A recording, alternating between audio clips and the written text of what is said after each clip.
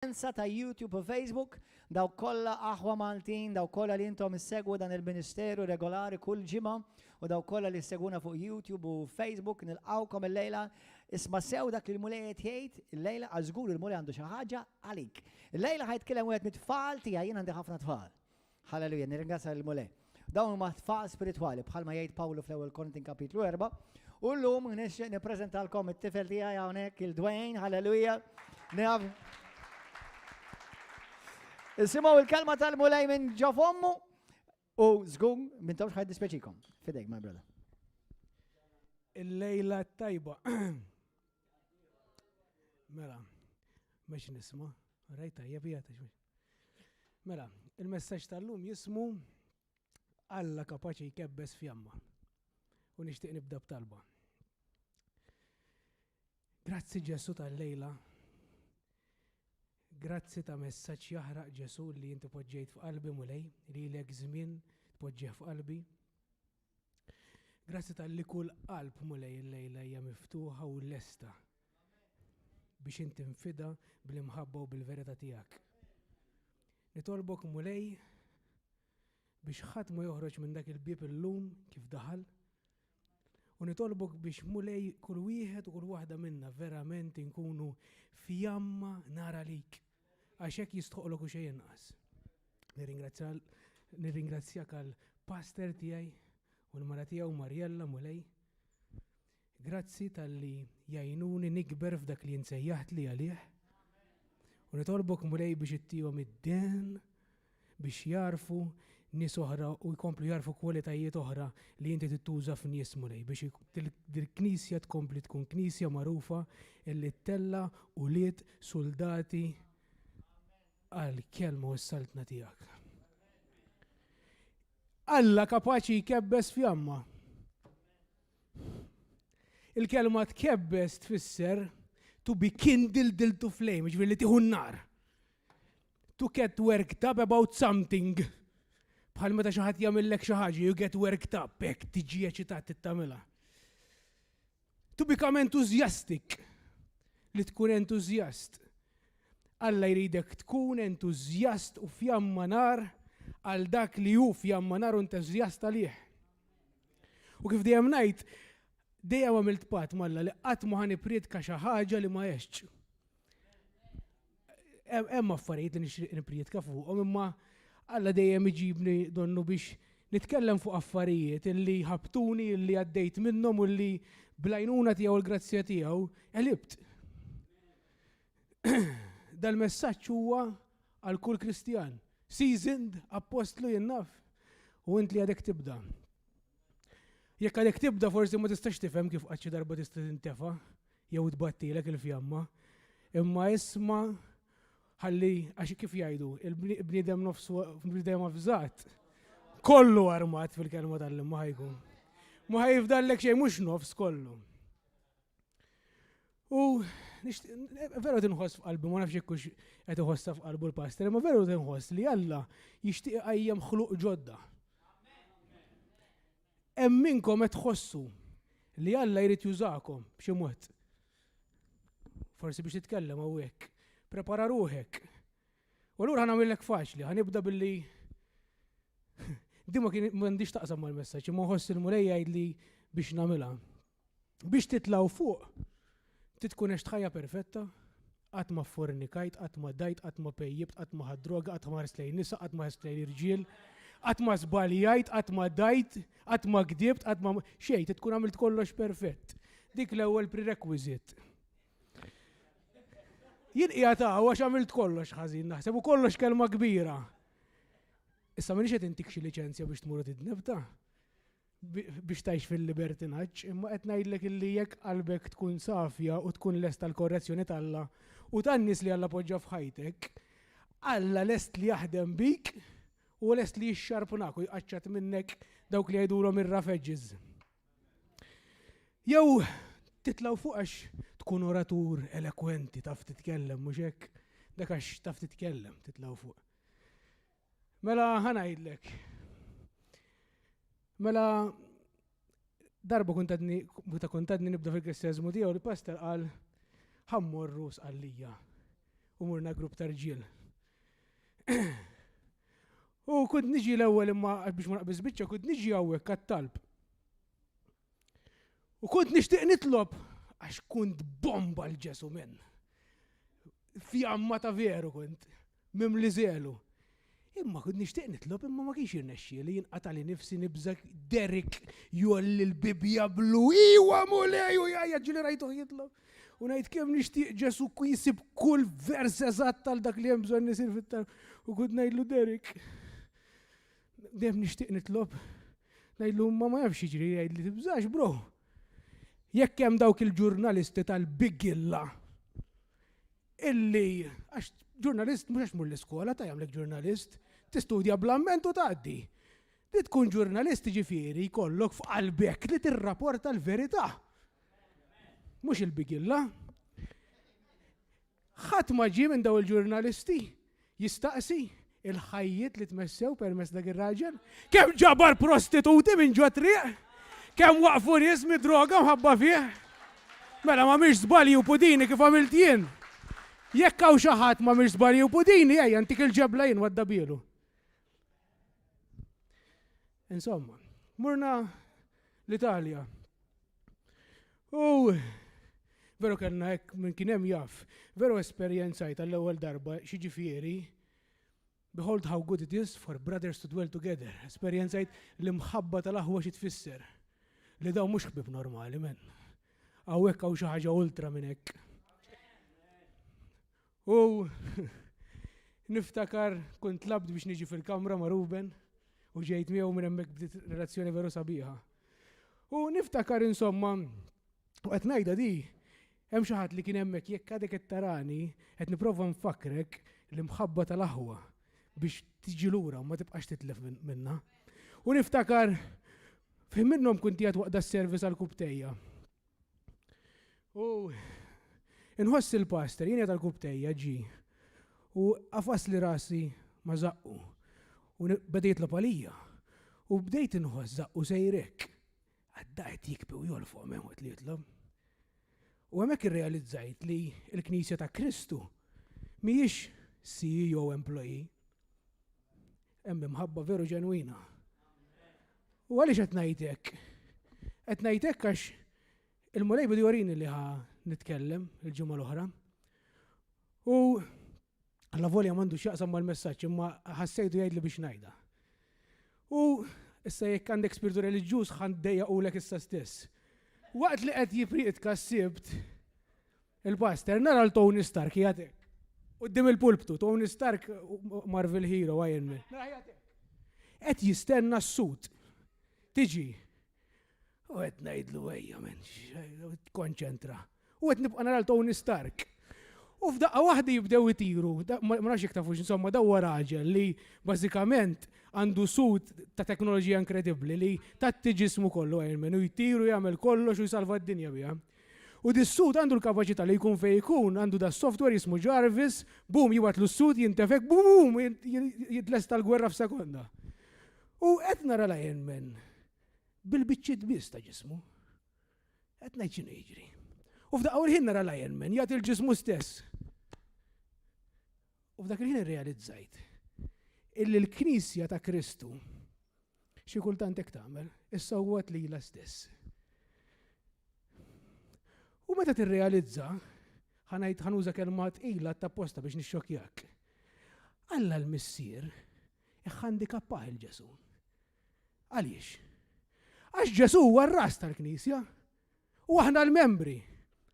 Mela Ġesu huwa persuna bi bżonnijiet speċjali. U kull wieħed minna huwa l-bżonn speċjali ta' Ġesu. Biex noperaw bħala Knisja ġifieri. Kif tgħidlek il-Bibja ma nistgħux nikdmu lil xulxin, li ma mmorrux niklu lil xulxin, iridu naħdmu f'armonija. Biex l-Ispiritu Santu jaħdem kif għandu jaħdem. Insomma, insomma, ġejna lura minn sqallija u tinsewx, qed ngħidilkom għax tkun taf titkellem ħafna, ġorejtkom li laqqas hekk ma kunt kapaċi nagħmel. Biex torikom kemm bil-grazzja tal-Alla biss tagħmel dak li għandek tagħmel fajtek. U insomma, u ġejna lura fuq il-katamaran. Ma nafx, katamaran kun jiswa aeroplan, seats kolla hekk. U il-pastor għalija nitolbu fil-katamaran. U bdew jitolbu. Jek t-challenge għal-karnal, veru? U fil-punt fej għamilt il-kuraġġ biex nlissen kelma. Jaqbes kiran, grazzi Ġesu, fissem Ġesu, daqaw l-ħin katamaran. Ġifiri, f'dak il-ħin li għamilt il-kuraġġ. Insomma, jekk ma tawx minnu kiran huwa bnieden li jitlob u jemmen li Alla jisimaw. Li qed nipprova noriku huwa li fit ma' Kristu tista' teleb kollox. Kollox, u jista' joħroġ minn ġo fik dak li veru jrid joħroġ, anka jekk ma taraħx inti fik. Alla jrid juża f'ommok, open your mouth and I will fill it. Dan il-messaġġ hekk twieled, dan il-messaġġ ilu lest xhur. Kelli nipritkaħ meta kien hawn tal-lat. U bdejt nitlob lil Alla bdejt ngħidlu mhux qed inħoss li hu żmien, b'obbedjenza nagħmilha qalli. Imma mhux qed inħoss li hu żmien, Ġesu jekk dak waqfu. U ċempilli l-passer niftakar dak nhar stess għarek hux veru. Għatlu ħad iprit kinti, għalli mhux jien tal-lat. Thank God. L-erba li għadda jipritka Ruben. Ipritka messaġġ li l-Ispiritu Santu qabadniek. Jem, paħ, u doħra, għaxetlek bżon tismaħħa. Isejjer, pum! U x-xejkjani ta' veru. Li wara laqqas biss ħriġ tal-perorter, murtu qed nikkontempla ħajti. Nikketqat l-Ispiritu Santu. Il-ħadd pritka messaġġ ieħor, il-pastor, come in and dine with me. Daw kollha jitfit mingħajr ma ftehmna dajlu l-xhur qabel. Beverly kella kelma inkredibbli oħra minn il-mulej. Istess kongruenti ma' dir kelma. Nemmen li Alla tipprova jgħid xi ħaġa.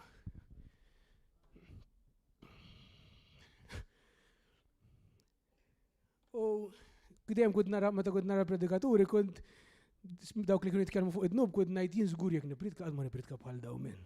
Hemm tant fuq ix-tipritka fuq id-nub daw jipritkaw. Tiskantu Alla. U spiċċajt jien xi kultant nipritka fuq hekk. U hemm differenza imbilli tippritka fuq x'inhu san u x'inhu qaddis. Li tippritka fuq x'inhu ġust u fuq x'inhu tajjeb quddiem Alla ma jfissirx li qed tpoġġi n-nies f'legaliżmu. Ħanajdlek ma rridx ngħix f'legaliżmu, ma nippreferi legaliżmu mill-libertinaġġ. Legaliżmu tfisser li inti bl-opri tajba tiegħek taħseb li inti ħassalva permezz tagħhom. Li tgħix fil-grazzja jfisser li inti temmen li dak li jagħmel Ġesu biss jista' jisalvak, però il-fidi ġib l-opri. U allura ħatajx qaddis quddiemu, dak mhux legaliżmu. Il-bqija iktar minn hekk dak jgħidulu libertinaġġ. U l-Bibja tgħid li Ġesu he was marred beyond all of the sons of men. Marred il-kelma li tuża. Sfigurat. Iġifieri kieku kellek taqbad in-nies kollha li sfiguraw ruħhom mhux inhu nar, waqat, jinnaf dawk ir-rejjiet li kienu jerbħulhom jorbtuhom maż-żiemel u jieħduhom jiġru biż-żwiemel jitkaxkar mar mili. Ħadd ma sfigura ruħu daqs Ġesu. U sar nistaqsik, verament taħseb li legaliżmu? Li inti tgħix puru safi u qaddis quddiem Ġesu. Taħseb li dak għalhekk Ġesu sar mandra ġifieri. Biex tkun tista' inti tgħix fil-grazzja li inti ssaħloqt li tista' tgħix tkompli tgħix kif trid fid-dnub. Fimni ma ngħix fid-dnub. Mela, nibdew il-messaġġ. Ġesu eżatt għamel dak li għamel għax irid li inti tkun the righteousness of God in Christ u tikkundanna ruħek qatt jekk qed nolqtok x'imkien iftaħ għajnejk u ftaħ qalbek. Kunt lest li tqaċċad fejn japplika lik kif għamilt jien l-erba' li għadda. Aw japplika hija. Tajjar! Għax ma rridx nimmissja l-Alla. Aw japplika? Tajjar! Għax ma rridx nimmissja lill-Alla. U jekk għandek xi problema mur it-tieni Korintin kapitlu 13 vers 5 li jgħid qarblu lilkom infuskom jekk intomx fil-fidi. Min qala dik? Pawlu qala. U x'Pawlu? Alla qala dik! Ma tafux intom li Kristu Ġesu jinsab fikom, jekk imbagħad ma ħżintux għall-aħħar. Ta' sarsem, inti qatt ma titlef in-nar il-passjoni tiegħek, jekk inti tħossok li qed titlef il-passjoni tiegħek għal Ġesu, li qed tintefa', qed bexbex il-fjamma, ma tliftix il-passjoni. Inti ġa spoġġejt il-passjoni tiegħek fuq xi ħaġa oħra. L-unika nies li m'għandhomx passjoni sfortunatament, u m'għandhomx entużjażmu, m'għandhomx ħolm f'ħajjithom, huma nies li jew l-imsiken ikunu għaddejjem xi breakdown qawwi, ibqa' kulħadd joħlom u jaspira għal xi ħaġa, huwa mqabbad bin-nar għal xi ħaġa. U forsi tgħidli li tittarani mhux issa meta bdejt li tittarani kif kont ħoġġiġa nar. Għax dik mill-ewwel l-iskuża li toħroġ. Imma taf x'importa kif bdejt. Allura, naqbad il-ġeżrit ngħidlhom xi ħammuru niġru ġirja. U naqtaw baxar metri fl-ewwel biċċa. Satej wara ma ħajkun jibqa' jiġri taħseb. Ġeżrit. Għax mhux kif tibda jimporta. Fej waslu fejn ħad tispiċċa. Mela. U ilu id-dilja miegħi il-mulejjek. Tlajja nżul, daqqa on the eagle's wings fuq il-muntanja u daqqa fil-wiet, ġottajn. U tispiċċa tgħidlu mulej. Jien dejjem irrid inkun ħoġġiġa nar! Ma rridx nibqa' ngħaddi minnhom daw fuq isfel, fuq isfel, fuq isfel. Irrid il-konsistenza fik. Irrid inkun dejjem l-istess. X'inhu jiġri? Għaliex? X'inhu jikkawża dawk it-trajja u l-inżul? Jekk tidni ngħidilek f'kelma waħda, in-nuqqas ta' konsistenza tagħna. Millu nfittxu wiċċ il-Ġesu f'dak il-post sigriet. Nista' nara hemm hekk m'iniex ta'. Imma jekk trid risposta sempliċi, diki. Inti titlef il-fokus minn fuq x'inhu l-iktar importanti f'ħajtek u minn fuq x'veru jimporta, x'veru tittamel. Jekk inti ntqajt ma' Ġesu veru, jekk veru ġifieri. Mhux Ġesu good luck charm ma' keychain. Mhux li timxi bl-istampa tal-qalb ta' Ġesu jew li tqajt ma' Ġesu veru tafu dan. Jekk veru dan tqajt miegħu inti żgur, ma jistax ikun li le. Jekk tgħidli ngħidlek għadek ma ntqajtx. Trid tagħmel xi ħaġa inkredibbli għalih. Titqabbad id-dinja li ħu Ġesu bistara. Kull fejn tħares tara l-Ġesu. Dak hu li veru jimporta f'ħajtek. U jekk dak qed jaqbad jintefa', dak hija warning sign. Minant Alla. Dwejn qed taqbad tnemnimlek ix-xema u taf il-min juża ħafna midrabi lill-Alla l-iktar persuna li ma tridx il-mara juża biex jgħidlek. Jekk jiġi jgħidlek il-pastor tgħidlu grazzi Ġesu. Jekk tiġi l-mara fuqek tgħidlek dwejn. Inti kif sa mhux qed ngħidlek ħażin tara l-film, stasa kemm huma notfa. Imma jiena poġġejta waraj dik il-biċċa xogħol film. Irid nara tok mhux film. U tiġi l-mara bitu nofs fija l-mara tiegħi. Tgħidli dwejn. Mhux l-essenza mill-fixka niżżara qed ngħidli. X'naqla xi xaba wara. Tgħidli dwejn. Inti kif qed tara l-films? U jien ngħidilha f'isem Ġesu Kristu niġi kontra dal-ispirtu reliġjuż. F'isem Ġesu. U hi tgħidli f'isem Ġesu Kristu niġi kontra dal-ispirtu tamat. U hi kollha raġun. Side note, ġifieri, imma jekk inti qed taqbad tibret, hemm dawn l-affarijiet li jerġgħu jibdew jikkripjaw hekk, jidħlulek ftit ftit. U Alla xi kultant fim tiġibek hawn, tisma' kelma boom u tmur bomba nar. Boom, bħalma tintaqa' ma' Ġesu. Boom, tmur bomba ta' jitħan kisser id-dinja l-Ġesu mamma mija. Imma jekk ma tibqax twadda bil-ħataf fuq in-nar. Jaqbad jintefa' n-nar u twadda bil-ħataf billi tmur u tfittex il-ħin ma' Ġesu.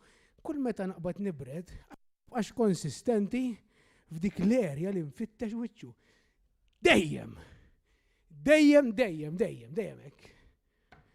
Mark kapitlu 4, minn vers 13 jgħid Din il-parabola, minn tamx tifmuha. Mela kif ħadd tifhmu l-parabola l-oħra kollha? Darba l-pastor għallimni li biex tifhem il-paraboli kollha l-ewwel tifhem di. Dak il-bidwi jiżra hija l-kelma.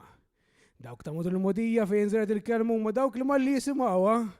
Jersaq ix-xitan, jaħtafilhom, il-kelma jinżret f'qalbhom. Kemm tara minnhom daw sfortunatament. Dawk li jinżeraw f'art kollha blat huma dawk li meta jisimgħu il-kelma minnu fih jilqgħu bil-ferħ. Yes! Imma ma komplexu għadda bħata fuq in-nar. Imma l-eruq ma jkollhomx għalik ftit idumu. Mbagħad meta jiġi fuqhom lawċ jew isibu minħabbathom ħabba l-kelma ma jitfixklu. L-oħrajn isma' di issa. Isma' di. Vers 18. L-oħrajn li jinżeraw qalb ix-xewk huma dawk li jisimgħu l-kelma. Vers 19. Iżda l-inkwit żejjed tal-ħwejjeġ ta' id-dinja. L-inkwit żejjed tal-ħwejjeġ ta' id-dinja. L-inkwit żejjed tal-ħwejjeġ ta' id-dinja, ir-rabta mal-ġid tal-art, mhux qed jgħidlek mhux tixtri mutur ta'. Mhux qed jgħidlek tixxannaqx, qed jgħidlek li l-affarijiet ikollhom lilek. Dak li qed jgħidlek. Ir-rabta mal-ġid tal-art u l-ġibda l-ħwejjeġ oħra jidħlu fihom. Isma' di, jidħlu fihom. Joħonqulhom il-kelma, minnu l-kelma? U għalhekk ma tagħmilx frott. Inti jekk qed tintfielek ix-xema, jekk qed tintfielek il-fjamma, mhux ix-xema. Ir-raġuni hija għax l-affarijiet li għandek bżonn tiddilja magħhom fid-dinja qed tħallihom jgħidu iktar u jieħdu l-post li inti tkun ma' Kristu. Tiddilja mal-affarijiet dawk m'hemmx tagħmel, imma titħalli ħin ma' Ġesu. Isma' di, vers 20, dawk imbagħad li jinżeraw fart tajba huma dawk li jisimgħu l-kelma, jilqawha u jagħmlu l-frott minn 30, minn 60, minn 100. Taf x'weda dik? Minn 30, minn 60 u minn 100. Dik weda inkredibbli, dak veru investiment fis-sod. Ħanejlek x'tagħmel mur il-bank għada. Għajdlu għandek 100 euro, 1000 miljun kemm trid. Għajdlu ħaġa waħda biss, irrid return of investment 30, 60 u 100. Jgħidlek is-sarġena l-erba li ġej. Ma tarax qabli hawn minnkom f'dil-folla għamiltu investiment xi iktar minni, għamiltu li jien għadu bil-majnas s'issa. Dak investiment mhux tab xejn Ġesu jgħidlek fejn il-kamla ma tikolx. Jgħidlek investi hemm. Ġibdaw is-sitwazzjonijiet preżenti qed jippruvaw jitilfulek il-mira minn fuq dak li veru tittamel f'ħajtek. Dak li veru huwa importanti. U jekk tibqa' tinjora il-leħen tal-Ispiritu Santu u ħatibqa' titfgħu fil-ġembna oħra, iktibha men, żgur hekk ħajġri ta' ħatispiċċa f'deżert. U ħatispiċċa f'nixwa spiritwali, żgur hekk ħajġri. Kunt darba kont parti minn ċirku karizmatiku, donnom kienu jiftaħru bi għadi. Jini għad f'deżert, ta' u jini li sentej f'deżert, jini li 5 snin, 10, għandek biex tiftaħar. Daqsek il-għek ma tfittex wiċċ il-mulej.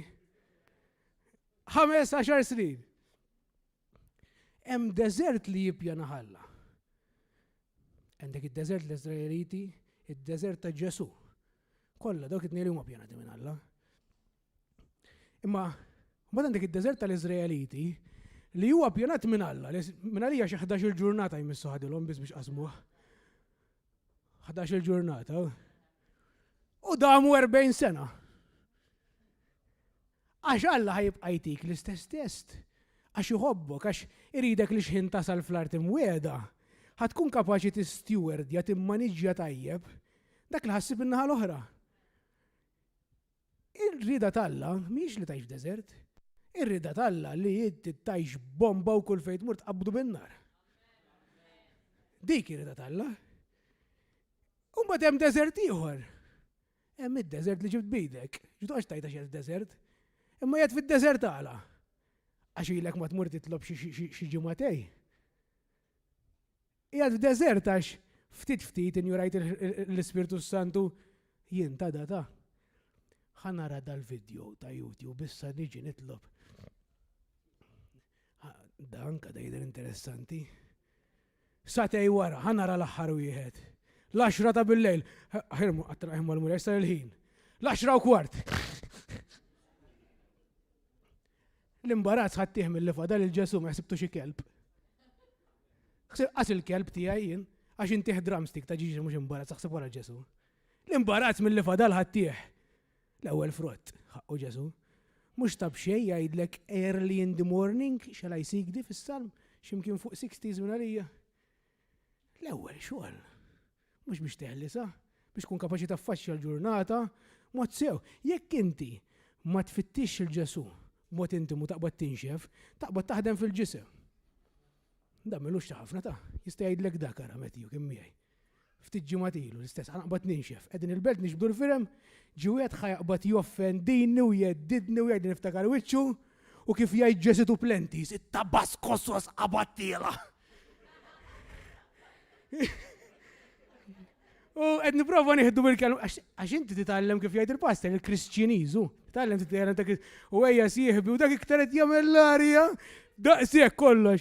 Iktar qed jintefa' iktar nagħmlu ejja ma niġġielidlek u hekk. U waqt li qed ikompli kommedja qed ngħid ikolli ngħid biżżejjed forza idejja ndaħħalha saw ġuħalqu. U bat il-dak għatlu dak ġej żgur wara. Għatlu jekk jiġi ħantiħ xeba kbira. Qed numri l-nifsi biex ngħidlek illi għandek bżonn il-ġesu men. U qabad nirder Matthew fisem ġesu qabad jitlob għalija u da. U għal dak il-ħin raġa ġabni f'posti. Imma m'għandux għalfejn jiġri hekk. Kellha ħafna konfrontazzjonijiet fejn kud mixi kif suppost ma' Ġesu u qabdu jtun in-nies u l-imħabbat alla ġalithom jikbu. Kont f'karozzi ma' drug dealers men. Li murt biex inħallas id-dejn ta' ħaddieħor fihom, li qbad tinkellimhom fuq Ġesu qabdu jikbu. Kulħadd għandu qalb ta'. Meta bniedem jaqbad jimmanifesta hekk taf x'qed jagħmel kontra l-8 qed iwerzaq. Orin il-ġesu! Mela ddaħħallu jdejk sa spallek ġuħalqu.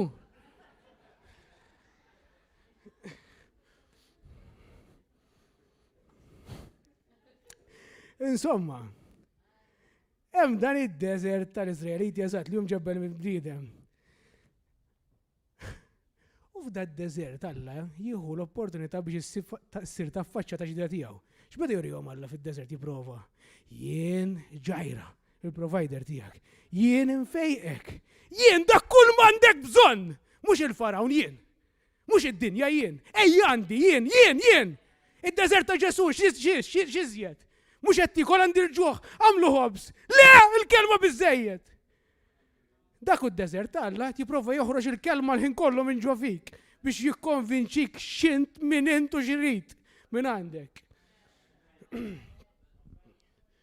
U Alla m'għandux favoriti. Kif mexa ma' Mosè, prova jimxi ma' dan nies ta'. Kif ora ilu nnifsu l-Mosè, l-istess prova jagħmlu dak in-nies. Eżodu 20 minn vers 18 jgħidlek. Isma' di. Il-poplu kollu sema r-rat u ra l-beraq. U sema l-leħen ta' tromba u ra l-muntanja d-daħħan. Immaġinak, hemm muntanja tiddaħħan u qed tisma' l-leħen ta' tromba u dak li taf li dak Alla x'tagħmel kieku inti. Tiġri għal fuq. U l-poplu beda jitrieħed u jitbeżza. U għat il-bot. Mbagħad qalu l-Mosè kellimni int u nisimgħuk. Imma ma jkellimniex Alla. Ma mhux immut. Hemm bżonn tgħidlu inti lil Alla. M'għandunax. U faċli titħaq dan nies. Imma mhux biex inkun xewka. Jekk inti l-unika ħin li tesperjenza lil Alla b'mod tanġibli u reali u meta tiġi hawn u meta jkunu l-prejser weċipaw. Jekk l-unika darba li Alla jkellmek fil-ġimgħa huwa minn hawn li hu tajjeb. L-istess ħaġa, tkellimniex inti bad il-dak. Li hu tajjeb, Alla jrid ikellmek hekk. Imma Alla jrid ikellem lilek personali wkoll. Irid jieħdok f'kamra fejn jorik li hu Alla veru reali u tanġibli ħaj. Biex jgħidulek x'jgħidulek u jiġi l-improfs tal-bigilla min jiġi biex jgħidlek Alla ma jeżistix.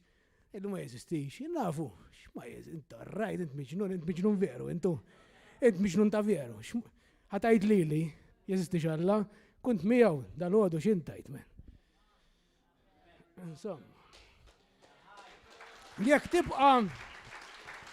Jekk ħatibqa' f'dan il-post ta' nixfa ta' deżert li Alla ma pjanax għalik, ħatasal għad-dnub. Bil-mod il-mod lem ħajedok.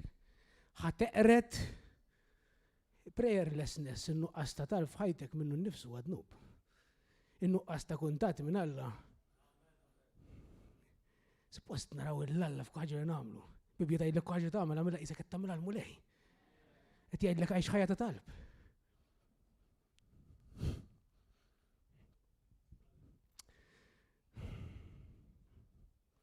U jekk ħatibqa' f'da d-deżert, ħadd inħoloq frustrazzjoni enormi fik.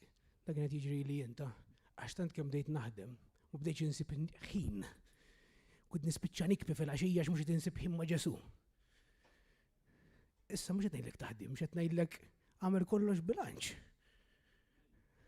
Għandek bżonn li tqatta' ħin ma' Ġesu. Daqskemm għandek bżonn li tiekol. Jekk sibt ħin biex tiekol. Mhux qed ngħidlek qatt 4 sigħat 5 jekk għandek ħin għamilha. Kwalità ta' ħin. Dak il-żgur tafu li qed ngħid, dak il-ħin li tmur. U x'ħin tintefhem tgħid wasalt. Grazzi Ġesu. U tistrieħ kważi qas għandek titkellem. Bżonn xi kultant hekk tgħidlu Ġesu biss. Ukoll taqbad tistrieħ għal dak il-ħin qed ngħidlek. U ta' kulħadd hu differenti. Kull ħin intim huwa differenti. Min ħajdlek jien kif inhu l-ħin ta' intimità tiegħek. Issa qed tgħidli kif inhu l-ħin ta' intimità tiegħek ma' martek, ngħidlek x'inhu affarik. Sib il-ħin tiegħek u tibżax l-Ispiritu Santu jorik. U meta tibda frustra ruħek kollox tieħu ċ-ċentru int. Għax għamluli, għax ma ħaqnix, għax qaluli, u għax ma rriċek u mhux sew hekk. U l-Ġesu għatlu ersaq ħanuħu n-nofsien. Sitt! Bħal kelb, sittem. Uqgħod bil-qedem. Ħanuħu n-nofsien. Naf li tinstema krudili u tinstema kera. U tal, emmek qed tagħmel l-azzjoni tiegħek. Kollox it's all about me issa. Jien mhux hekk, jien ma rridx nagħmel hekk, jien ma ħaqniex hekk, trattawni ħażin. Għax meta ma tqattax il-ħin miegħu, ma tibqax tara d-dinja mill-perspettiva tiegħu. Tibdel n-nuċċali tarġa'. Jkollok nuċċali mdellek, ħatara dinja mdelka u mxaqqa, ma fil-verità d-dinja ngħid ġdieda, nuċċali tiegħek imbarazz. Perspettiva tiegħek imbarazz. Dik il-problema. Li għandek perspettiva tal-bigilla.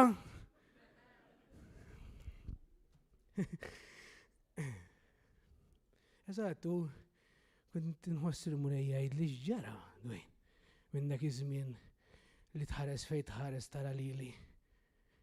Li tiġi biex torqod titfa' dak l-instrumental u nagħmel lejl imqajjem mal-ispirtu tiegħek. X'ġara minn dak iż-żmien li kull ċans li kien ikollok tipprova tisraq vers mill-Bibja. X'ġara minn dak iż-żmien li torqod u sakemm torqod biex żgur tieħu xi ħaġa toqgħod tisma' l-Bibja. X'ġara minn dak iż-żmien li tqum filgħodu u l-ewwel ħaġa li taħseb hija Bonġu Ġesu. U tannaq l-imħadda daqs li qed tannaq lili. Inħobbok Ġesu. X'ġara minnu? X'inbidel? Jien ma nbdilx. Inti bdilt. Inti m'għadekx tiġi. Għaliex m'għadekx tiġi? Għaliex m'għadekx tiġi? Hekk qed inħossu li kienet jgħid lil-mulej. Ejja nistennik. Ejja ħadd esperjenza r-realtà tiegħi. Ħalli meta titkellem b'konvinzjoni għax kont miegħi, ħadd ma jistieħu dilek dik. Ejja ħalli taffaċċja l-ġurnata minn għajnejja u tieħu l-kwaħed minħabba tiegħi. Biex ma tieħux iktar għalik. Meta xi ħadd jiġi jiċċallenġjak għal ġlied, titbissimlu tħobbu u tara x'ikun jonqsu tara kif ħatur iħlili. Jekk terġa' tispiċċa fl-imbarazz li ħlift, naf li mhux suppost taħlef qed nuża kelma estrema. Laqgħet ma terġa' tagħmel. Il-problema mhux li qed tpejjeb, problema mhux li qed tfaqqa, problema mhux li qed taħraq, li qed tara pornografija, li qed tmur man-nisa mal-irġiel. Sib l-erq tal-problema. Dik hija l-manifestazzjoni tal-problema. In-nuqqas ta' preżenza tal-Alla f'ħajtek qed timmanifesta b'dak il-mod. Qed terġa' twasslet biex tkun skjaf. Jekk tneħħi l-Ġesu, ir-Re tal-paċi, u twarrab il-paċi x'ħajfdal? Indannazzjoni. Ħadd ma jrid jgħidha għax l-ebda Kristjan mundannat. Suppost! Imma li ma tkunx indannat taf xi fisseru li noqorsok u tibqa' fil-paċi. Mhux għax noqorsok intik il-jiet li tisbroffa issa u tanlowdja fuq dak li kollu li ġarażin. Jekk qed jiġrilek hekk, l-ispirtu tiegħek qed jokrob biex ikun ma' Ġesu biex jerġa' jieħu over. Dak li qed jiġri. Jekk naqbdek unżommok taħt l-ilma. F'xi ħin ħadd tieħu nnifs, ħadd taqbad tagħti u tifrustra ruħek biex tieħu nnifs. L-ar ħaġa li tista' tagħmel għala. Għax qed tikkonsma iktar ossiġnu. Imma m'hemmx loġika għax għandek bżonn tieħu nnifs. U jekk Ġesu u l-ħajja tiegħek u għandek bżonnu biex tieħu nnifs u biex timxi u biex tkun Kristjan kif suppost. Jekk tneħħi l-preżenza tiegħu, l-istess taħt immanifesta ruħha fi frustrazzjoni. Fl-istess mod ħadd timmanifesta ruħha. Min jaf kif nsiru bħal kelb li ġibt issa jien. Serjetà, insakru f'kamra biex forsi jitgħallem joqgħod waħdu mingħajr immur satej wara nsibu wiċċu kollu sliħ għax tant kemm tal-gaġġa biex jiġi lura ħdejja. Tant kemm ma jistax joqgħod mingħajr kien lest li jweġġa' u jitbiċċer biex jipprova jsib lilu nnifsu jerġa'. Ġesu rid inkun dak il-papi għalik. U qatt ma noqgħod noħobb ngħid hekk qed jgħid il-mulej. Qed ngħid ħanajt hekk qed inħoss. Imma l-pastor qal qabli. Il-mulej qed inħossu jgħid ħanajt hekk għall-inqas biex żgur ma nkunx preżuntuż. Jekk m'intix ħadd tagħmel hekk, m'intix ħadd wassal żmien li ġej. Ħadd iġġarraf żgur bit-timbru fuqek. Qed nipprofetizzaħħa fuqek, int qed tipprofetizzaħħa fuqek għax ma tix tmur fil-kamra jien xtort għandi. Biex ħanġi nsakrek jien, ma jsakrekx l-Ispiritu Santu. Jien ngħidlek jekk għamel inti. Tagħmilx hekk ta'. Ħankunu bomba l-Ġesu kollha kemm aħna. Ħankissru l-Malta l-Ġesu. Imma verament qed inħoss il-Ġesu fuq qalbi jgħid għall-inqas lili jekk m'intix ħatibqa' tagħmilha m'intix ħatwassal bli ġej. Qed ngħidlek. Qed ngħidlek. Id-deżert eżatt ġatta, id-deżert tal-Iżraeliti dak li hu, id-dipendenza fuq ir-relazzjoni ta' xi ħadd ieħor biex tesperjenza l-Alla. X'għod jgħidulu dak. Mbagħad hemm id-deżert ta' Ġesu. Ġesu ma jagħmel xejn nofs triq men. Tajli ġieli għamil 40 jum ma nikolx. Proset. Għamiltom għal xejn tajda. Ħalli għali forsi għas-xorob ukoll ma nafx. Imma Ġesu ma jagħmel xejn nofs triq ta'. Ġesu meta ma kienx ma marx id-daru sab sodda ta'. U l-mara dotta mill-lużiżi ma kienx qalbi rġajt. X'sab Ġesu? Ġesu mar fl-art terrejn li qatt seta' jmur ġo deżert. Mur jiġri ġo r-ramel. Wara 4 ijiem ma tikolx xiero. Mur għamilha, jiġri ġo r-ramel ħadd tkun taf. Hemm ta' mar Ġesu. Mur rasek fuq il-blat biex torqod mal-iskorpjuni u kull kwalità ta' bestja u imbarazzu li jista' jattakkak. Mur f'terrejn matul il-ġurnata sħana tremenda taħossaħa taqlik. Ħalqek kollu ramel u bil-lejl tifriża. Ġesu ma jagħmel xejn nofs triq. Dik ħassejt li kelli ngħidha għal daw il-heroes qed jgħidu jien ġieli sum 40 jum. Daqshekk tagħmlu speċjali Ġesu. Sa meta tmur f'deżertu tagħmelhom waħdek, mhux bħal dawta tad-Discovery ta' jorik fuq il-kamera li qiegħed fid-deżert u mbagħad imur jiekol ġol l-karavan ta' veru jridu jkunu bħal tiegħu. Però Ġesu taf x'nammiraħ li minn dak id-deżert xott kien kapaċi joħroġ Eden. L-Eden huwa il-ġnien tal-preżenza. Fl-ar kondizzjonijiet possibbli. F'post fejn l-Ispiritu Santu ħadu biex jiġi mġarrab. Ġesu irnexxielu jsib l-Alla. Ġesu neħħilna kull skuża, int minn xi għaddej. Alla jgħidlek jekk tersaq qrib tiegħi nersaq qrib tiegħek. Weda!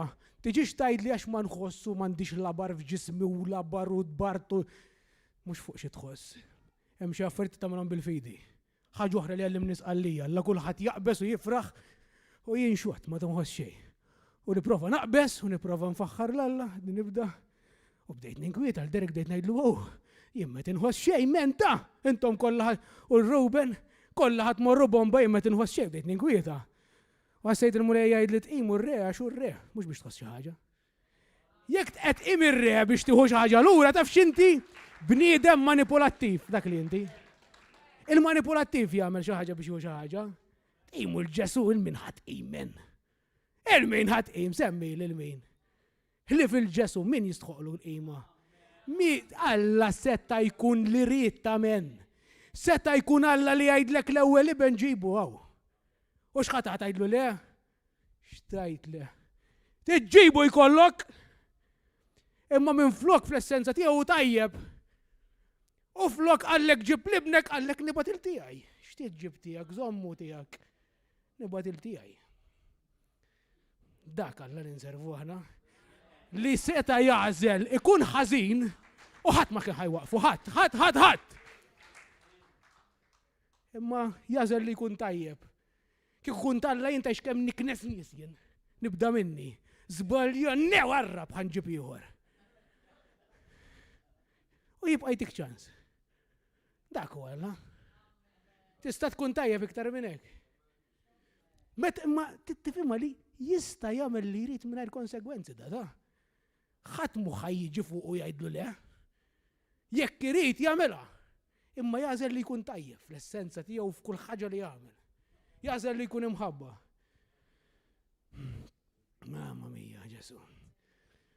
Mela f'dal deżert Ġesu sab l-Eden, sab il-preżenza. U Ġesu għamel id-deżert post tanġibli fej esperjenza Alla b'mod tanġibli. Fej Alla kien reali għalih. Bħal dak il-post sigriet fej meta tmur żgur ta' minu Kristjan żgur esperjenzajtu. Xejn ma jimporta minn. Tista' taqa' d-dinja x'in toħroġ minn hemm, tagħmillek xi ħaġa l-mara twadbilha l-bews iktar tinħaraq għalik. Kemm inħobb. Mamma min gustak ma titirrabja. Il-kont għadu hemm jgħajja tħallasni, għax issa esperjenzajt il-ġajra. Il-kont, x'kont. Li mallem jgħeddek. Int mhux li mallem. Int biċċu għadda li għallet juża. La inti ġibu ieħor. Meta tkun f'dak il-post tista' taqa' d-dinja għax int f'idej missierek xejn ma jimporta żjed. Tista' verament taqa' d-dinja.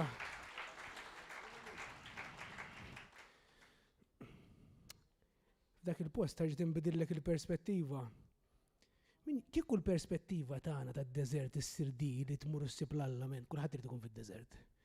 Daqshekk qrid fuq id-deżert u daqshekk nibqgħu narfuh bħala deżert fisser nixfa spiritwali. Id-deżert isir post. Alla jieħdok għal żmien qasir, ta' mhux għal xi 40 sena, għal żmien qasir. Jiffurmak, bum, jerġa' jibgħatek. Tesperjenza, bum, jerġa' jibgħatek. Huwa l-post li Alla fejn jurik li hu biżejjed. Huwa żejjed, mhux biżejjed. Huwa l-post fejn tesperjenza the peace that surpasses knowledge and understanding. Dak id-deżert ta' Ġesu. Filippin 4:7, kwotatu Beverly, u slim ta' Alla. Slim li jgħaddi kull mal-moħ jista' jifhem, iżommilkom qalbkom u moħħkom sħaħ fi Kristu Ġesu.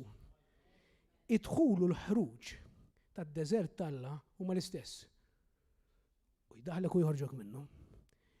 Id-dħul u l-ħruġ tad-deżert tiegħek tidħol int u l-grazzja tal-Alla biss toħorġok minnu.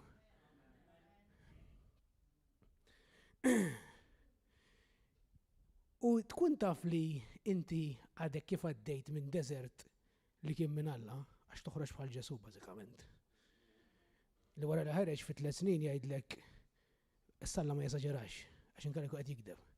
Li kieku kellhom jinkitbu l-kotba fuq dak li jagħmel Ġesu, id-dinja l-qasbis ikunu jesawhom.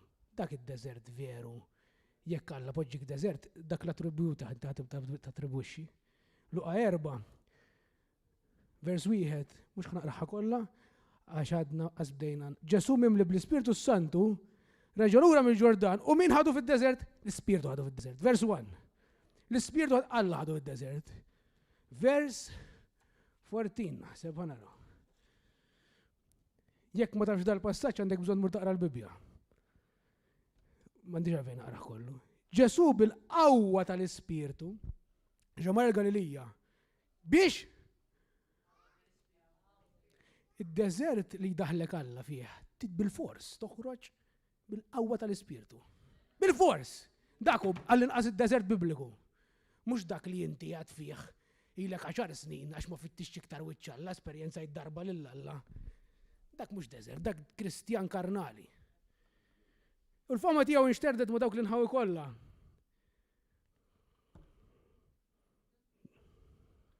Il-fama tiegħu inxterdet ma nħawi kollha wara d-deżert. Dak suppost jipproduċi fejn għad-deżert.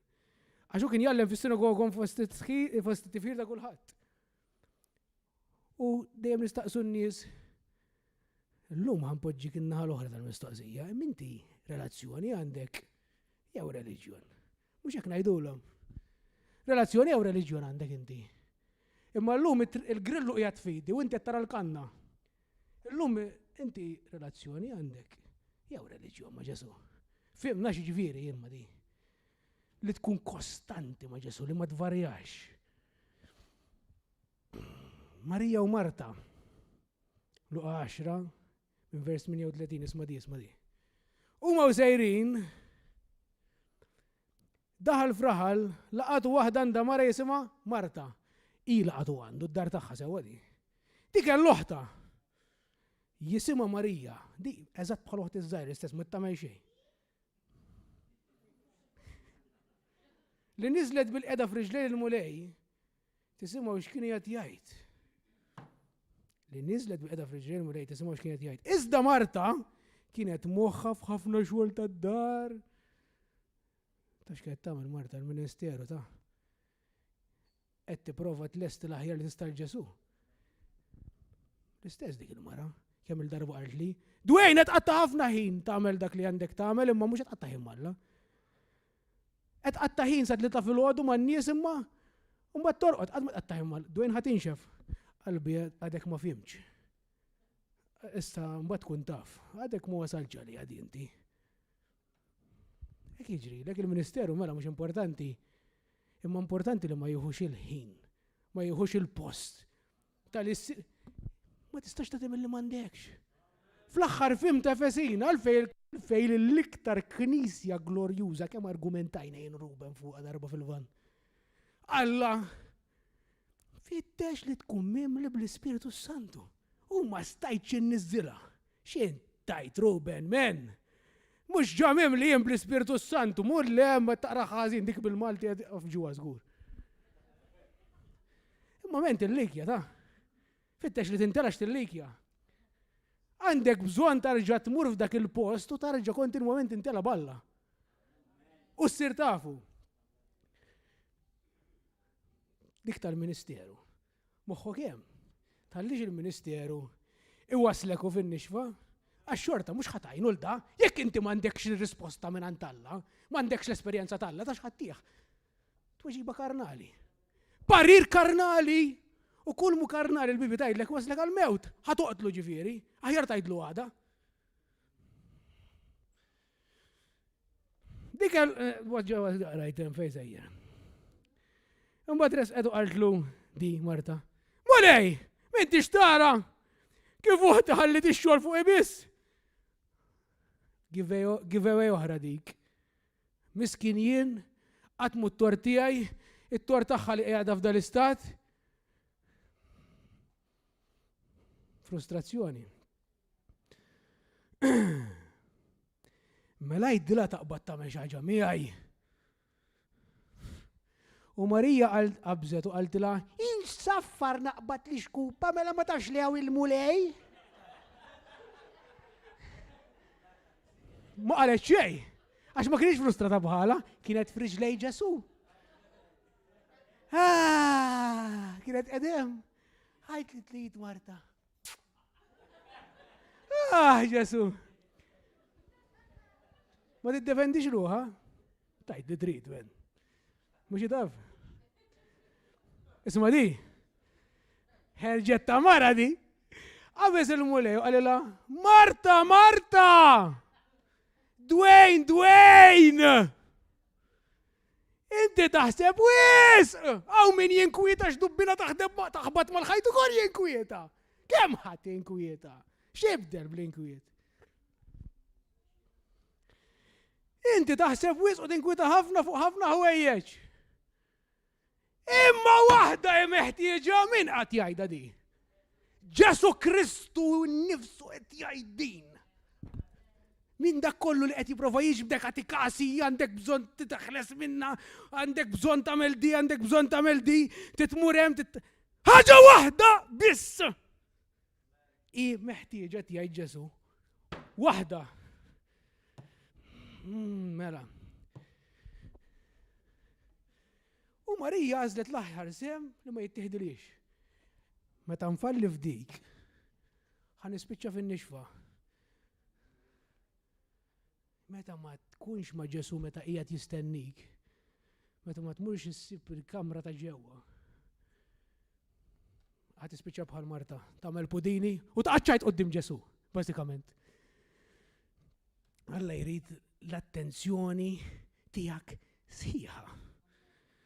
Kull ħaġa li qed tikkompetilu għall-attenzjoni.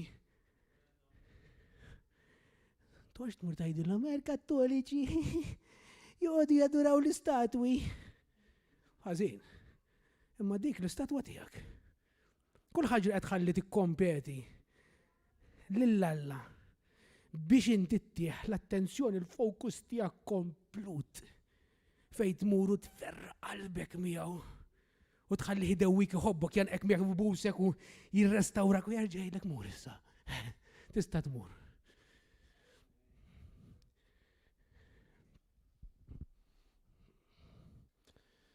Alla jridek fjamma, jekk da kollu qed ngħid japplika lik. Ra ma żarmax ta'. Alla kapaċi qabbada dik il-fjamma jkebbisha jerġa'. Mhux int, Alla kapaċi jkebbisha dik il-fjamma. U hekk irid jagħmel illum. U hekk ħajkun. Issa nasal hemm, taġġilx. Iridek fjamma. Daqshekk ma jridekx to have a form of godliness, kollok forma. Kollok il-lingwa, imma bil-mod kif iġibru hekk tiċħad dak li temmen. Li qalbi diet namrallu li jidek iffirmali jaw, u rrid nitfak f'headlock men. Having a form of godliness, but you deny the power thereof. L-ar ħaġa li tista' tkun xieda ħażina u falsa l-Ġesu. Filippin 3:12 Ross il-qoddim, inross il-qoddim, trassa smer il-qoddim, kif kien jgħid dak. Biex naħtaf da bħalma Kristu Ġesu ġa ħataf lili. Titross, timbutta hemm reżistenza. Naqbeż dik.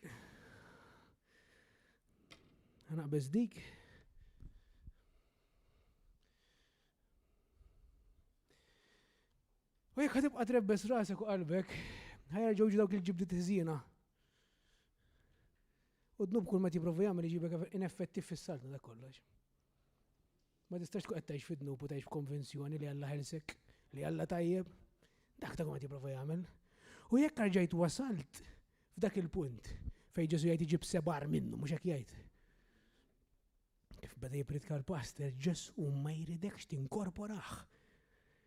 Ġesu jrid l-ewwel post. Ma jridx ikun inkorporat, l-imbarazz tħaltu. Anka biċċa kelb jien, murt non fuq il-flus biex nixtrih pur. Aħseb war biċċa kelb. Ġesu ma jridekx tħaltu ma' imbarazz ieħor. Għaliex imma tnejtek, insejt, ftakart. Kif beda jibridka l-pastor? Ġesu jrid il-kmom għal-kolla ta' qalbek. Kif beda dak nar l-erba. Ġesu jrid kull erja f'ħajtek. Dak li għadek iżżomm lura dak il-dak qed tadura inti, ma tgħidix bħalek hemmhekk qed tagħmel. Tibżax tista' tindem. Illum tista' jgħidlu għandi bżonn narġa' nirrilajnja l-prijoritajiet tiegħi. U ħajrġa' jiġi jħabbatlek. Anzi, daw ix-xeten li kienu qegħdin imorru jsibu sebar. Issa tant kemm drawk jiġu ġejjin żgħirin jiseklu kanda, bażikament. Kif jagħmel Xeverell, imur fuq ix-xeten jgħidlu nsibtlek wieħed. Ejja ħammur nħabtulu minn. Ejja ħammur niklulu il-kejk. Ġesu jgħidlek, ħalli fidi, mhux jien is-sit issa, mhux tiegħi jew. Sa niftħin il-bib.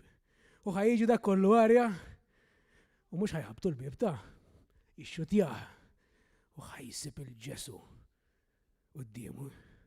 Koko pipi f'daqqa jagħmel dak taħtu.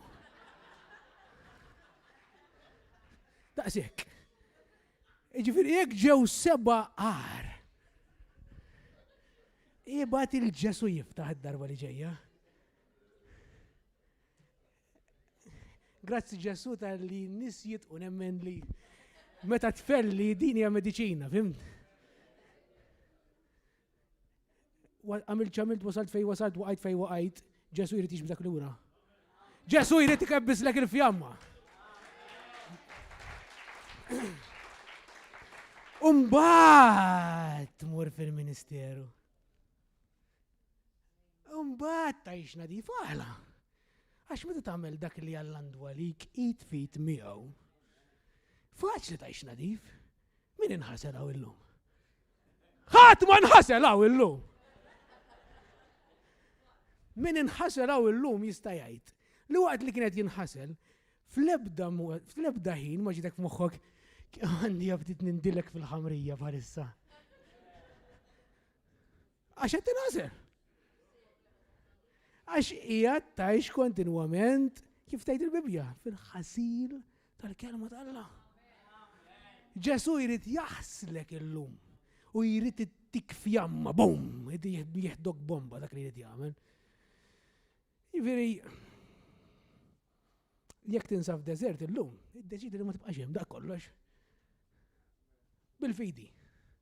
Xi kultant inħobbu ħafna wispines u kważi tara l-anġli u kulħadd idur miegħek u jiġi l-pastor itikkelma profetika u fajjer. Imma kollu sabiħ dak. Imma kull men fis-saldu tal-isteħdu bil-fidi wkoll. Deċiżjoni ta' fidi, konvinzjoni, jien salvat, jien maħfur, jien azzori, jien narġa' lura. Ġesu wedni li ħajt jagħti l-Ispirtu Santu l-missier kull min jitlobulu, jien qed nitlobulu, bum, hemm il-fidi u tintela tarġa'. Mela. Tibqax hemm għax il-Bibja tgħidlek hope deferred makes the heart sick. And the broken spirit dries up the bones. Iktar kemm ħatibqa' tittama mhux illum għada, mhux hekk dejjem nagħmlu, mhux illum issa pejjeb bda l-aħħar wieħed. Issa nara data l-aħħar. Issa mmur magħha l-aħħar darba u dan itlaqa. F'nofs lat kif tisma' l-leħen tal-Ispirtu Santu, drop it like it's hot. Drop it! Jekk ħajt għada mhux ħajasal. Promise. Issa taf, illum il-jum tas-salvazzjoni għalik Ġesu jgħid. L-għada, la wara da sigarett. Issa. Deċiżjoni. Deċiżjoni waħda. Taf xed jgħidlek il-mulejka tħossok kundannat. Songs of Solomon 2 verse 10. My beloved spoke and said to me. Dim il-Bibja ta'. Arise, my darling. My beautiful one qed jgħidlek Ġesu. Come with me! Idejh miftuħa. Kemm importanti dak il-ħin ta' intimità li Ġesu qed jerġa' jsejħlek għalih. Il-ħin fejn inti tiġi taqsam mal-aħwa. Ma kontx nifhimha. Ma kontx nifhimha ġifieri fellowship. Kien ikun hemm rajjin nispera li ma jaqtalx il-mike. U kien jgħidli, ejja bro, ħammorru niklu xi ħaġa. Kont ngħidlu le, ma rridx niġi, m'għandix grazzja miegħek by the way.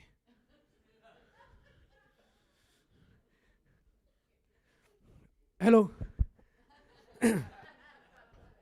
Imma darba tajtu ċans ir-rajjin. U llum qalbi ddub qisha ġilat qudiemu, meta nkun madwaru. Kemm hemm żbuħija u ġmiel li verament tifhem li di familja u hekk hawn l-aħwa. Oħra importanti, il-ħin intimu u l-kelma u tista' tagħmelhom flimkien. Taf kemm importanti l-kelma? Mela immaġinak inti fajnejn Pietru fuq il-muntanja ta' Trasfigurazzjoni. Tara l-Ġesu jinbidel quddiemek minn. Jiġi sir dawl bażikament. U jekk ħan ipparafrejżi ngħidlek u f'daqgħu il-ħin tara l-Mosew u l-Elija ġew jieħdu temiegħu bażikament. U jekk dik mhux biżżejjed tisma' leħen li jgħid dan Charlton Heston immaġina. Dan u ibni l-Aziz li bieħni taxxa isimgħu lilu. Kemm kien hawn nies marru bdew reliġjoni ta' x'semgħu ilħna. Ħajmerik xi ħadd rajt dak kollu, taf x'jgħidlek Pietru? U ħanajdilek bl-Ingliż, ma nafx fejn tibta fejn Ġesu. Fejn mulej jgħid ftit mulej.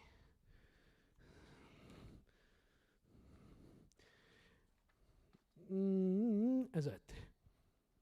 Mela immaġina dik il-muntanja inti qed taraħħa. U mbagħad Ġesu. Pietru, imur jiktef litra tiegħu hekk. Ħanaqraħħa bl-Ingliż mhux għax jien tal-Pepe. Jien barbaru minn Malta. Kif qed jgħid hekk da? Għax jekk tmur tfittex fil-Bibja, għal-inqas King James version xew verżjoni oħra, 28 vers 2 u anke vers 4 jgħid li kif in-nies il-barbari tal-gżira jgħidlek. Jien barbaru. Forsi Matthew jista' jġib skuża għax huwa Grek, forsi Grik, u Pawlu għalina ġej tal-barbaru, ġej tal-Grik. Imma jiena toġobni, kif rajta dik għadlu, wow, nista' nkun barbaru jien, ġifieri mulej.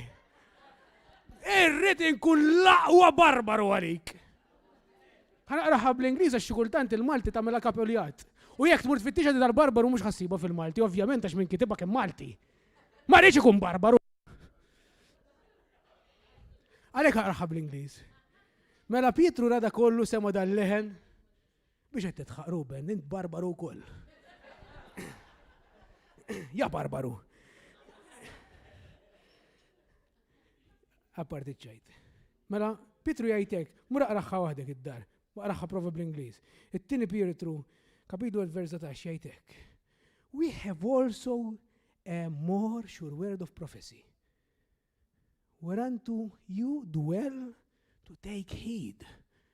Pietru qed jgħidlek, smajt rajt, smajt il-leħen innifsu. Imma ma jinteressanix minn dak, għandi di. Ara, għandi di qed jgħidlek Pietru. U dik, fuq dik ħanimxien. U tagħmel sew. Mose, Alla qallu ħanarak, qallu jekk tarani wiċċ imbuċ tmut. Għallet jgħidlek. Ejja ħalli tarani wiċċ.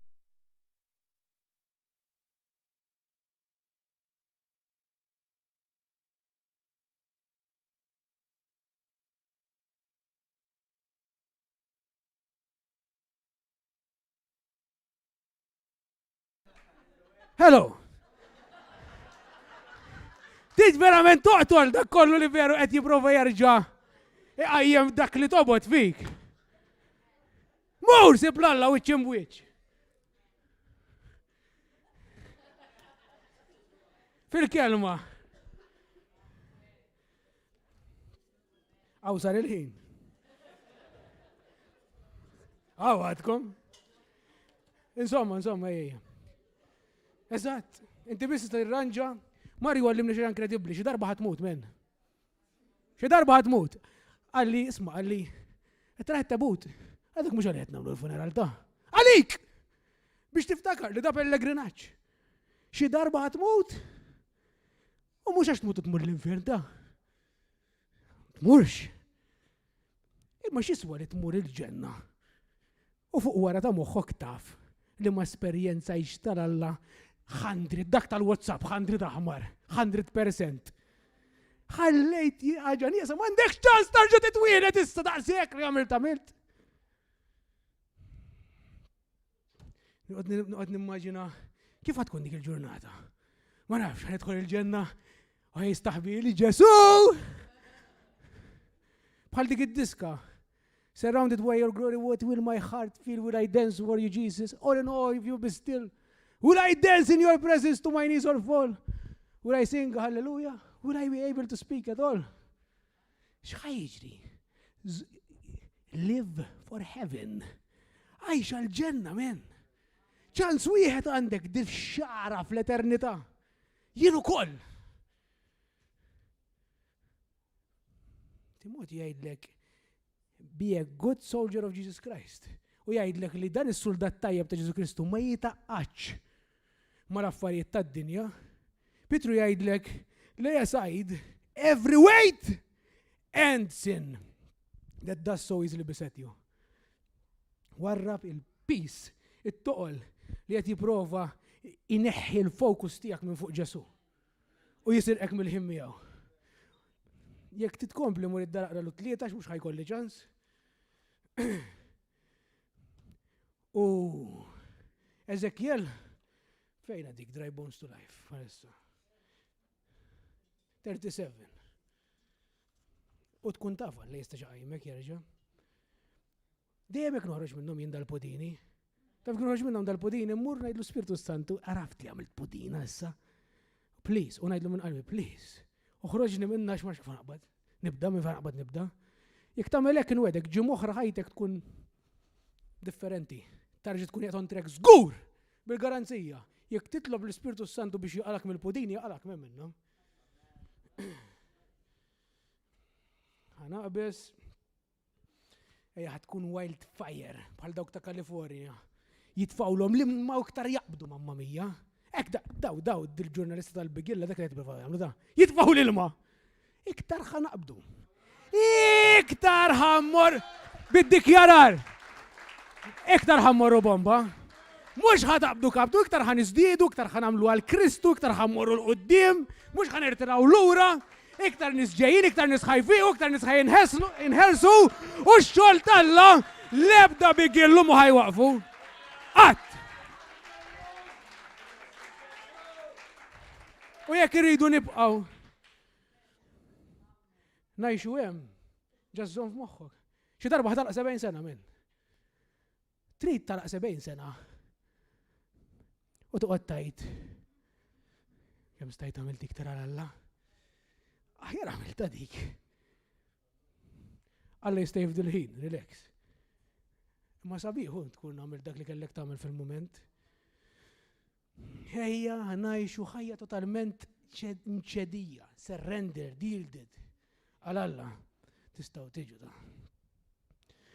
U jekk nista' nagħtik l-aħħar skrittura biss biex ngħixu b'dan il-mod, veru dal-qalbi. U veru dejjem tiġi kwota ta' ħażina xi raġuni. Il-ktib ta' Rivelazzjoni ta' Ġesu Kristu, kapitlu 12, vers 11, jgħid u huma ħerġu rebbieħa fuqu permezz tad-dem tal-ħaruf. Bis-saħħa tal-kelma li xiedu. Rajtu, kuħat waqafem. And because they loved not their life unto death. Ma beżawx għal ħajjithom, ħanaqraħa bil-Malti għax ġewwa bl-Ingliżi. U ma użewx ħajjithom minn kejja saħansitra l-mewt. Jekk kun lest li tmut. Verament għal Ġesu m'għandekx inkwiet. Ejja ma nkunux nies professjonisti. Ejja ma nkunux professjonisti fil-Kristjaneżmu, tagħmel li suppost tagħmel, ejja nkunu veru li tallam qabdin bin-nar għalih ma jixraqlu xejn inqas minn hekk. U nixtieq lil Lejla verament nikkommettu kollha flimkien.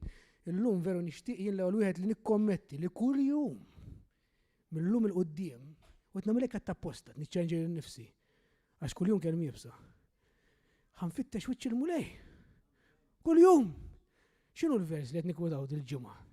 If my people who are called by my name would humble themselves, seek my face, I will hear from heaven. I will forgive their sins and heal their land. Il-mulej tikellmek żgur, x'ħaġa jgħidlek. Tinjorax dak il-leħen. Il-lejla. Ġesu jgħid in-nax tiegħi jisimgħu leħni wara l-leħen ta' xatur ma jmorrux. Tgħid qatt ma smajtu l-leħen tal-Alla, dak għax jinstema' jisu tiegħek. La ma jikkontradiċċix il-kelma ħafna drabi jkun. Ġast tridu nagħmlu x-xift, indorri s'issa mdorrijin nisimgħu bit-tambur ta' widnejna, ħoss jivvibra t-tambur. U issa tisma' minn ġewwa. Mela. Hawn xi ħaġa ġdida u l-lejla. Naħseb ġoħara b'jekk xi ħaġa ġdida. Apparti ċajt. Jekk inti llum qed tara qabel ngħidilkom ċaw. U tixtieq ta' ħajtek il-Ġesu. Kull ma tagħmel ħaġa waħda. Mhux ħanibgħadek taqra santa. Huwa li tistaqsi l-Ġesu minn qalbek biex jiġi u jorik minn veru hu. Biex jiġi u jagħmlek fjamma nar. Biex jagħmlek entużjasta lih. Għal għajnejk. Immaġina l-Ġesu jagħnek int fejn int bħalissa. Immaġina l-Ġesu qed jgħidlek nitlaqhom bid-99. Niġi għal waħda, inti l-waħda tiegħi. Come away my beloved one. Għajd it-talba warajja b'fommok. Aziz Ġesu. Fallejt. Żbaljajt. Għamil dak li ma kellix nagħmel. Warrabtek. Imma llum mulej minn qalbek, minn qalbi verament qed ngħidlek nixtieq li nkun tiegħek kompletament. Ejja Ġesu f'ħajti. Għamel bidla totali lest li nċedi kollox. Irid impoġġi lilek l-ewwel Ġesu. Ġesu irid inħobbok għallimni nħobbok mulej. Aħfir li dnubieti. Laħlaħni waħsilni minn kull ħmieġ li jipprova jżomni. U llum ngħidlek li jien tiegħek Ġesu u għal dejjem irid inkun tiegħek. Kamiltek. Jekk veru kienet ħartfelt dik it-talba, anke jekk ma laħħaqx mal-kliem. Jekk għattik it-talba b'qalbek kollha. Welcome my brother, illum sir naħwa taħt l-istess missier, Alla llum isejjaħlek ibnu. Jekk trid tingħaqad f'post fejn tesperjenza kemm veru tajjeb Alla u tara x'kapaċi jagħmel. Nistidnuk tista' tiġi hawn l-erba' u s-sibt, mis-seba' il-ħadd filgħodu tkun bl-Ingliż, tkun sabiħ ammens ukoll, flash ta' filgħodu. Għalissa ngħidulkom bye, inħobbukom kunu mbirkin f'isem Ġesu u jalla f'isem Ġesu tilħaq dak kollu li hu għandu għalik.